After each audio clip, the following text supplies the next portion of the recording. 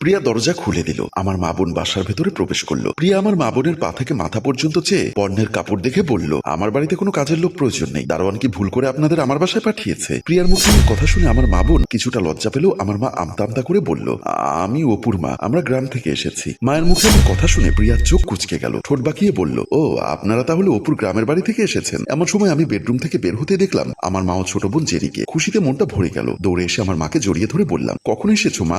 Jenny, তুই কেমন আছিস বোন? জেনি বলল, আমরা ভালো আছি ভাইয়া, তুমি কেমন আছো? আমিও ভালো আছি। প্রিয়া, আমার মা বোন। প্রিয়া বলল, আমি পরিচিত হয়েছি, আমাকে আর পরিচয় করিয়ে দিতে হবে না। আমি বুঝতে পারলাম আমার মা বোনকে দেখে প্রিয়া বিরক্ত, কোনোভাবে যেন এই বিষয়টা বুঝতে না পারে, তাই মায়ের হাতের দিকে তাকিয়ে বললাম, মা তোমরা আবার এসব আনতে গেলে কেন? মা আমার মাথায় হাত বুলিয়ে দিয়ে বলল, বাবারে, তোর প্রিয় পাটিসাপটা পিঠা বানিয়ে নিয়ে এসেছি, বৌমার জন্য গ্রাম থেকে দুটো শাড়ি এনেছি, তা বৌমাকে ডাক দে। মা, এই তোমার বৌমা। ভাইয়া, এই আমাদের ভাবি। বলেই জেনি প্রিয়াকে জড়িয়ে ধরতে যাবে, এমন সময় প্রিয়া দূরে সরে গিয়ে বলল, এই আমাকে ছুঁয়ো না, আমার ময়লায় অ্যালার্জি আছে। বলেই বাসার ভেতরে চলে গেল। প্রিয়ার ব্যবহারে জেনির মুখটা কালো হয়ে গেল। আমি পরিস্থিতি অন্যদিকে ঘুরিয়ে দিয়ে বললাম, মা চলো বাসার ভেতরে চলো। জেনি, তুই কিছু মনে করিস না, অনেক দূর থেকে জার্নি করে এসেছিস তো, তোর শরীরে হয়তো ময়লা ধুলোবালি লেগেছে, তাই তোর ভাবি তোকে জড়িয়ে ধরতে দেয়নি। আর সত্যি ওর ধুলোবালি ময়লায় অ্যালার্জি আছে। মা এসো। জেনি আয়। মা বোনকে নিয়ে আমি গেস্ট রুমের দিকে চলে গেলাম। কিছু সময় পর আমি বেডরুমে ঢুকতেই প্রিয়া আমার সামনে দাঁড়িয়ে বলল, এক্ষুনি এই মুহূর্তে ওয়াশরুমে যাও, গোসল করে তারপর রুমের ভেতরে আসবে। আমি অবাক হয়ে বললাম, এই অসময়ে কেন আমি গোসল করব?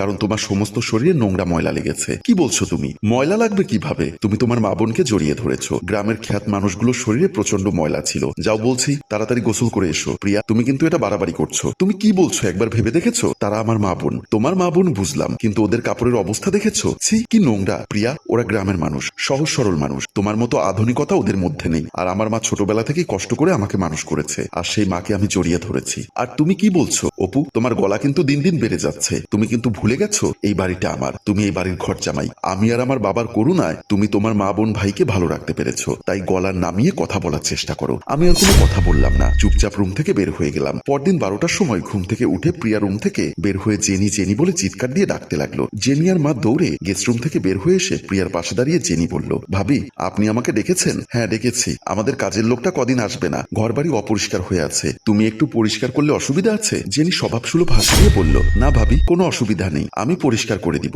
আর আপনাকে বলছি, রান্না বান্না করতে পারেন? কি বলছো বৌমা? রান্না করতে পারবো না কেন? তাহলে রান্নাঘরে যান, আপনার ছেলে একটু পর চলে আসবে, রান্না বান্না করুন। কিন্তু বৌমা, আবার কিন্তু কিসের? বললাম না আমাদের কাজের মহিলা কদিন আসতে পারবে না। আসলে আমি তো গ্রামের লাকড়ির চুলায় রান্না করেছি, কখনো গ্যাসের চুলায় রান্না করিনি তো, তাই ভয় লাগছে। এত ভয় পেলে চলবে না, চলুন আমি দেখিয়ে দিচ্ছি। আর জেনি, তুমি বাসার প্রতিটি রুম পরিষ্কার করে ফেলো। আসুন, আপনি আমার সাথে রান্নাঘরে আসুন। বলেই মাকে নিয়ে রান্নাঘরের দিকে চলে গেল। আমি দুপুরবেলা বাসায় প্রবেশ করতেই চমকে উঠলাম। দেখতে পেলাম আমার আদরের ছোট বোন জেনি বাসার ফ্লোর মুছছে। আমি অবাক হয়ে জেনির কাছে জানতে চাইলাম, তোকে বাসার কাজ করতে কে বলেছে? জেনি ফ্লোর থেকে দাঁড়িয়ে স্বভাবসুলভ হাসি দিয়ে বলল, ভাইয়া, কেউ বলেনি, বাসার কাজের লোক নাকি কদিন ছুটিতে গেছে, বাসার সবকিছু নোংরা হয়েছিল, তাই পরিষ্কার করছিলাম। জেনি, তোর চোখ বলছে তুই মিথ্যা কথা বলছিস, সত্যি করে বল, তোর ভাবি তোকে কাজ করতে বলেছে? জেনি মাথা নিচু করে রইল। আমার আর বুঝতে বাকি রইল না। বেডরুমের দিকে পা বাড়ালাম। রান্নাঘরের সামনে দিয়ে যেতেই রান্নাঘরে তাকাতেই আমি চমকে উঠলাম। দেখতে পেলাম মা ভয়ে ভয়ে গ্যাসের চুলায় রান্না করছে, আর শাড়ির আঁচল দিয়ে কপালের ঘাম মুছছে। ভীষণ কষ্ট পেলাম,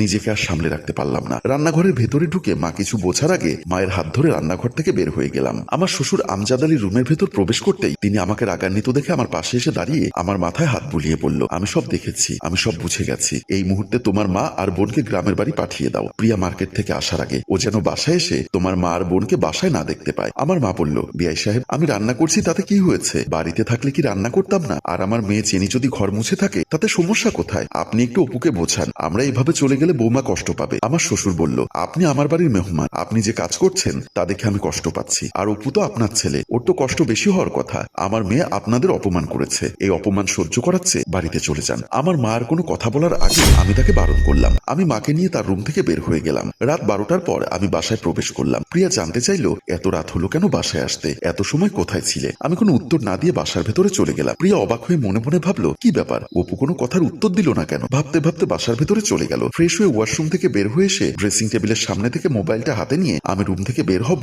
এমন সময় প্রিয়া সামনে এসে দাঁড়িয়ে বলল, কোথায় যাচ্ছ?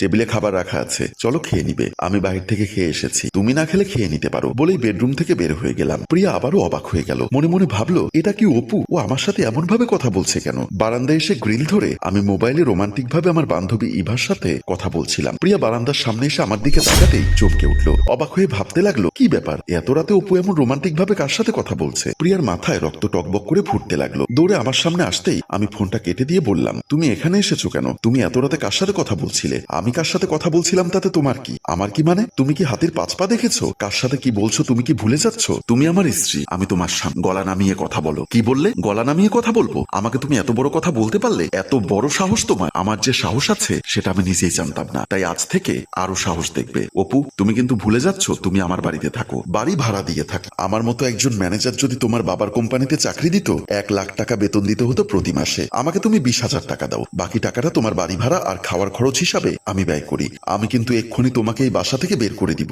আমি আবার উত্তেজিত হয়ে প্রিয়ার গালে কষে চর বসিয়ে দিয়ে বললাম, তোর অনেক অহংকার, তোকে স্ত্রী হিসাবে শাসন করলাম বলেই বেডরুমের দিকে চলে গেলাম। প্রিয়া হাত দিয়ে গাল চেপে ধরে রাগে ফোঁস করতে করতে তার বাবার রুমের দিকে চলে গেল। ড্রয়িং রুম থেকে আমার শ্বশুরের চিৎকার শুনে আমি কাপড়ের ব্যাগ হাতে ড্রয়িং রুমে প্রবেশ করলাম। বাবার পাশে দাঁড়িয়ে তখন নেকা কান্না করছিল প্রিয়া। আমার শ্বশুর কিছু আমাকে বলতে যাবে তার আগে আমি আমার শ্বশুরকে বললাম, আপনি নিশ্চয়ই বলবেন আজ থেকে আমার কোম্পানিতে তোমার চাকরি নেই, আজই আমার মেয়েকে ডিভোর্স দিতে হবে, আজই তুমি আমার বাসা থেকে বের হয়ে যাবে। আপনি বলার আগেই আমি চলে যাচ্ছি, বাকি কাজগুলো আপনি সম্পূর্ণ করে ফেলবেন। আমার কথা শুনে আমার শ্বশুর অবাক হয়ে আমার কাঁধের উপর হাত রেখে মুচকি হেসে বলল, সাব্বাস বেটা, এতদিন পর যে মুখ ফুটে কথা বলতে শিখেছো সেটার জন্য গর্বে বুকটা ভরে যাচ্ছে। বাবার মুখে এমন কথা শুনে প্রিয়া আর আমি দুজনেই অবাক হয়ে গেলাম। প্রিয়া কাঁদো কাঁদো হয়ে বলল, বাবা তুমি এসব কি বলছো? ও আমার গায়ে হাত তুলেছে। আমজাদ চৌধুরী ধমক দিয়ে প্রিয়াকে বলল, আমার মা বোনের সাথে যদি আমার স্ত্রী তোর মতো ব্যবহার করতো তাহলে অনেক আগে আমি ওর সাথে সম্পর্ক বিচ্ছেদ করতাম। অপু শুধু আজকে তোর গায়ে হাত তুলেছে, আমি ওর জায়গায় হলে অনেক আগেই পিটিয়ে সোজা বানিয়ে ফেলতাম।